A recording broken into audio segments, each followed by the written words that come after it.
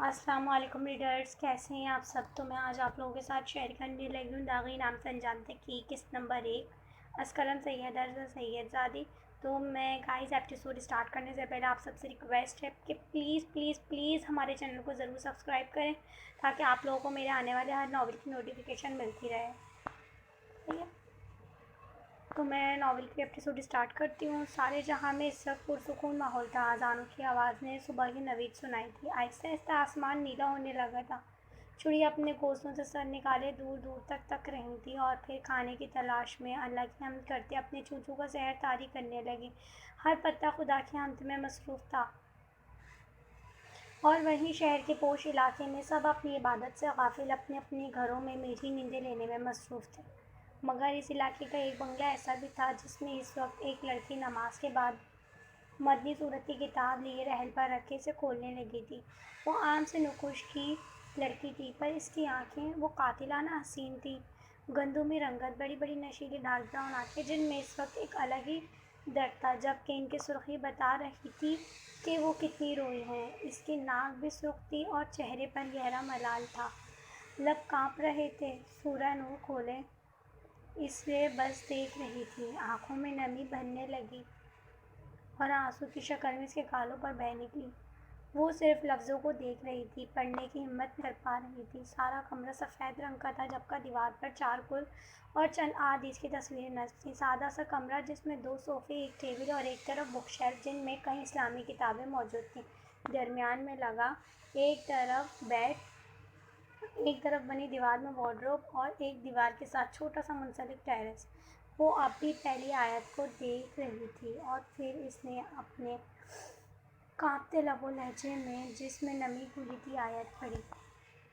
ترجمہ: یہ ایک سورت ہے جس کو ہم نے نازل کیا اور اسے ہم نے فرض کیا ہے، اور اس میں ہم نے صاف ہدایت نازل کی ہے، شاید تم سبق لو۔ پہلی آیت کے ساتھ اس نے ترجمہ بھی پڑھا اور آنسو آنکھوں سے بہہ نکلے۔ وہ شدت میں ان میں اور شدت آ گئی، اس کا دل کانپ رہا تھا۔ سیدھے ہاتھ کی شہادت کی انگلی جس کو اس نے آیت کے اختتام پر رکھا ہوا تھا وہ تک لرز رہی تھی۔ خوف تھا چہرے پر، جبکہ شدت سے بہتے آنسو اس کے اندر کے درد کی وضاحت کر رہے تھے۔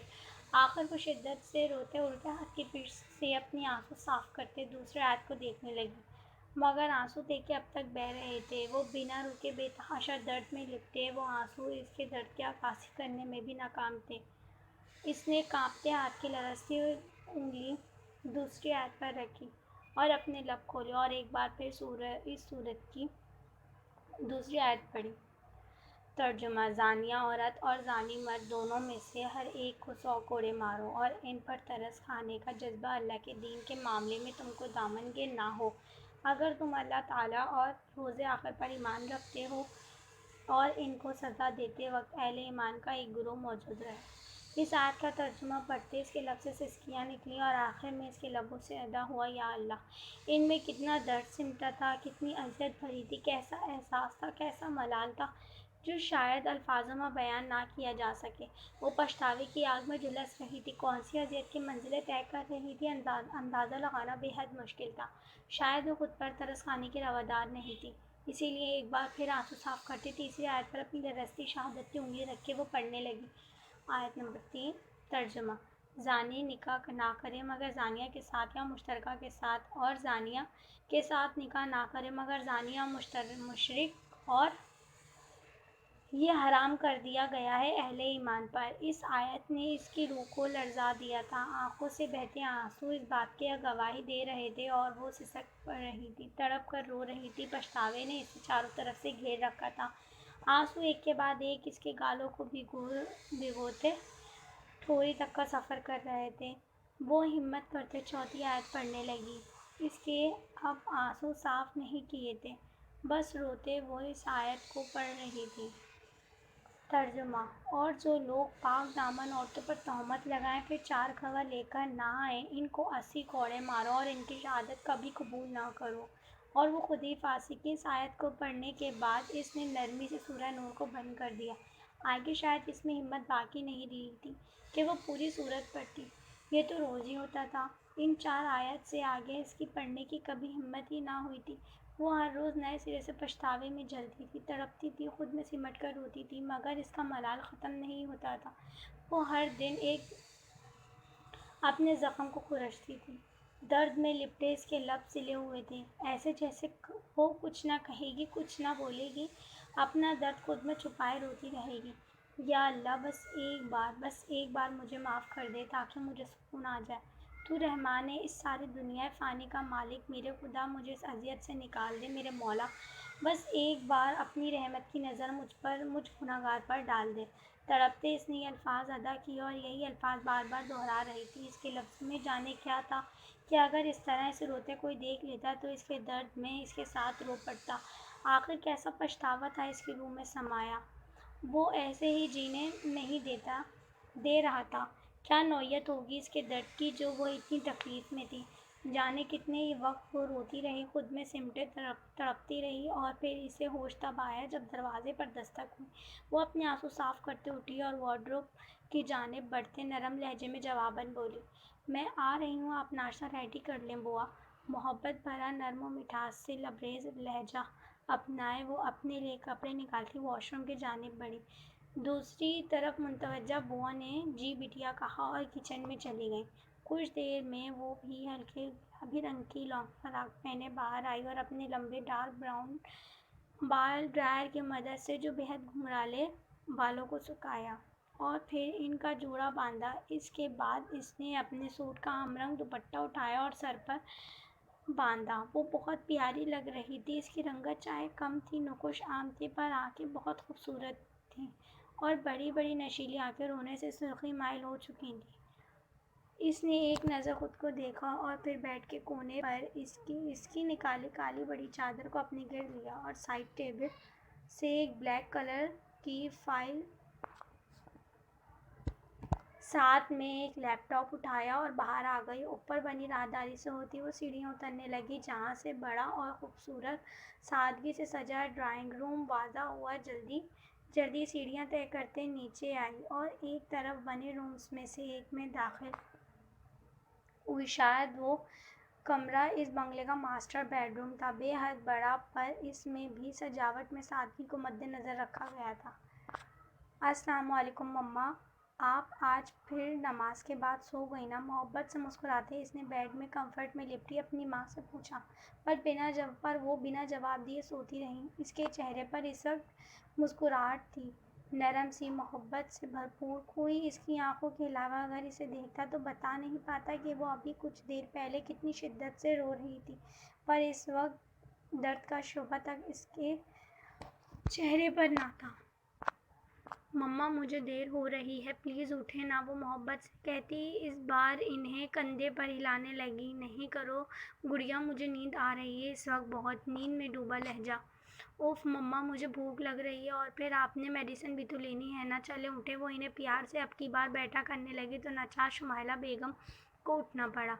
وہ منہ بنائے اسے دیکھنے لگی جو ہنس رہی تھی۔ تمہیں شرم نہیں آتی گڑیا کہ میں تمہاری ماں ہوں جسے تم اس طرح اٹھا رہی تھی؟ ان کا اشارہ انہیں کھینچ کر بیٹھا کرنے کا تھا۔ نہیں مما، میں شرم پروف ہوں آپ کے معاملے میں، محبت سے ہنستے وہ شمائلہ بیگم کے گال پر بوسہ لے گئی۔ میں کیا کروں تیرا، صبح ہوتی نہیں کہ تو مجھے تنگ کرنا شروع کر دیتی ہے۔ عمر دیکھ 25 سال کی ہو چکی ہے، مگر ہر بات پر دانت نکالنے تو جیسے تیرا فرض ہے۔ وہ اسے سناتے خود واش روم میں چلی گئیں۔ جب وہ اپنی ماں کے لیے کپڑے نکالنے لگی اور نکال کر انہیں سلیقے سے بیڈ کی ایک طرف رکھے، اس نے اپنے ہاتھ سے اندر آتے بیڈ کے دوسری طرف فائل اور لیپ ٹاپ رکھا تھا، اسے اٹھائے وہ باہر کی جانب نکلا۔ السلام علیکم بوا، جلدی سے ناشتہ ڈائننگ پر سیٹ کر دیں، اور پلیز ماما کی میڈیسن اور انہیں بھی باہر لے آئیں، مجھے دیر ہو رہی ہے، آپ کو تو معلوم ہے نا۔ وہ انہیں سب کچھ ایک ہی بار میں کہتی ڈائننگ کی سربراہی کرسی چھوڑ کر اس کے برابر والی کرسی پر بیٹھی اور پاس رکھے اخبار کا کور کھولے انہیں پڑھنے لگی۔ کچھ ہی دیر میں ہوئی تھی اسے کہ شمائلہ بیگم بوا کے ساتھ آئیں۔ بوا کے ہاتھ میں ایک چھوٹا سا میڈیسن باکس تھا۔ انہیں سربراہی کرسی پر بٹھاتی خود جلدی سے کچن میں جوس لینے چلی گئیں کیونکہ وہ جوس رکھنا بھول چکی تھیں۔ چلیں اب جلدی سے کھانے سے پہلے کی میڈیسن لیں۔ گڑیا نے میڈیسن باکس کھولے انہیں پیار سے کہا اور ایک میڈیسن نکال کر ان کے منہ میں ڈالی، جس پر شمائلہ بیگم نے اسے گھورتے ہوئے بوا کا جوس کا گلاس تھامے پینے لگی۔ گڈ مما، آپ تو دن بہ دن میری ساری باتیں ماننے لگی ہیں۔ اسی خوشی میں ہم رات کا ڈنر باہر کریں گے۔ محبت سے ان کے لیے بریڈ پر جیم لگاتے ہوئے اپنی مسکراہٹ چھپانے لگی۔ لڑکی، میں تجھے اب ماروں گی، بتا رہی ہوں، چپل مت بھولا کر، میری اب اس عمر میں ملازموں کے سامنے مجھ سے پٹتی اچھی لگے گی۔ شمائلہ بیگم نے جیسے اسے ڈرایا، جبکہ گڑیا کا فلک شفاف کہکا نکلا۔ اف مما، اب آپ اپنی اتنی معصوم بیٹی کو ماریں گی، وہ بھی ان ملازموں کے سامنے؟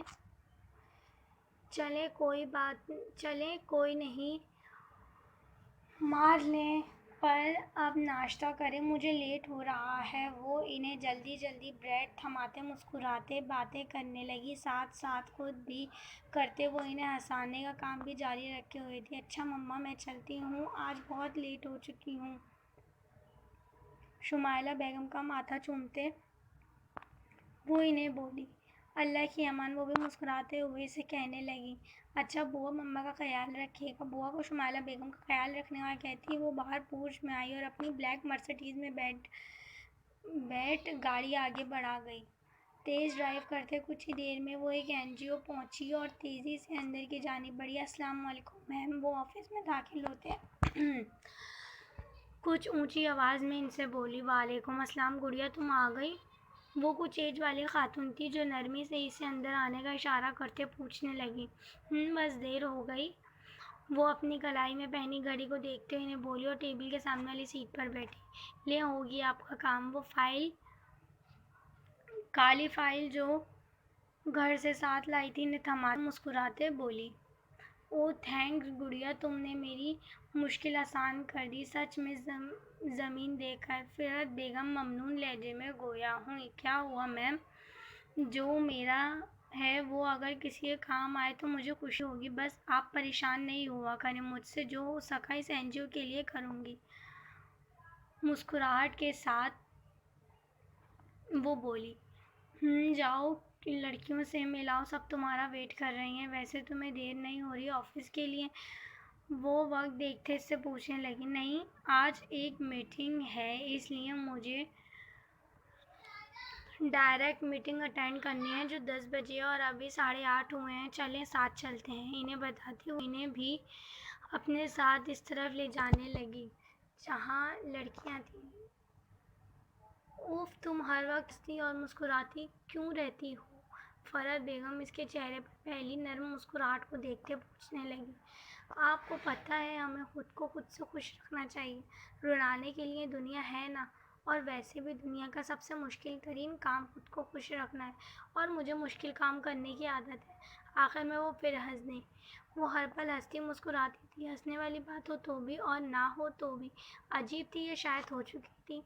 تمہاری باتیں بھی تمہاری ہی طرح ہیں، وہ اس کے انداز پر مسکراتے اسے بولی اور پھر سامنے دیکھا جہاں ساری لڑکیاں اسے دیکھ مسکرائی تھیں، آنکھوں میں چمک تھی سب کی اسے دیکھ کر۔ مگر وہ سبھی کسی نہ کسی طرح نامکمل تھی، کسی کا دماغ بچوں والا تو کسی کا کوئی اعضاء نامکمل تھی، پر وہ سب خوش تھیں اور شاید اس طرح جینا سیکھ چکی تھیں۔ ویسے لڑکیوں بتاؤ، میں نے صحیح بات کی ہے نا؟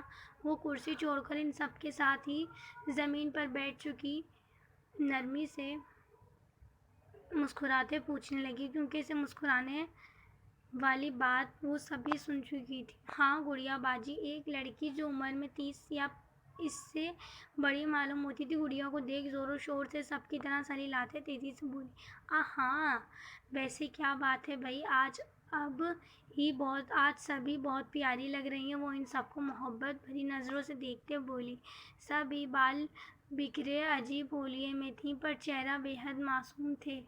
ساری اس کی بات سن کر شرمانے کے انداز میں اپنا سر جھکا گئیں۔ چلو سب مجھے کل والی پوئم سناؤ۔ وہ ان سب کے پاس بیٹھی ایک لڑکی سامنے سے اس کے کلر اٹھا کر ڈرائنگ بھرنے لگی جس میں وہ بھی کلر کر رہی تھی۔ سب تیز آواز میں پورے جوش سے اسے پوئم سنانے لگی۔ فرحت بیگم انہیں اسی طرح ہنستے چھوڑ خود آفس میں چلی گئی۔ کچھ دیر ان کے ساتھ باتیں کرتی وہ اٹھی اور خود وہاں سے اپنی گاڑی کی طرف آئی۔ اس